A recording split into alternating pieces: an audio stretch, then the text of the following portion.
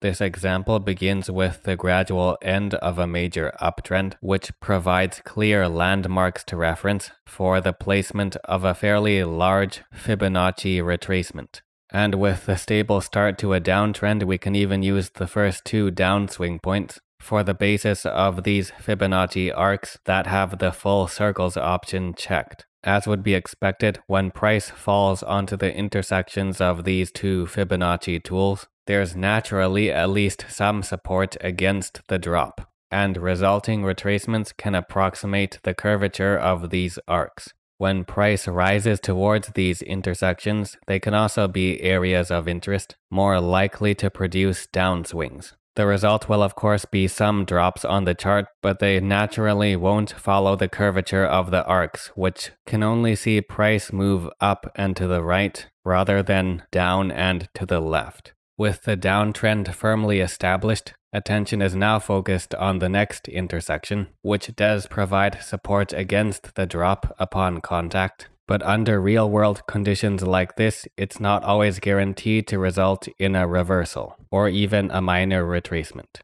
Likewise, it's possible for an upswing to take place at an area where there is no intersection between the two Fibonacci tools. These intersections merely mark areas of greater interest, where movement is more likely to be opposed. And since the chart is now on a climb towards the next intersection, it's fairly normal to see neutral to increasingly bearish movement nearing that approximate area. To be more relevant, the downtrend line can be extended towards more recent downswing points, still resulting in intersections taking place at the same approximate areas. The same can be said for shortening the downtrend line to more recent swing points, especially positioned on these two downswing points where the downtrend began to accelerate.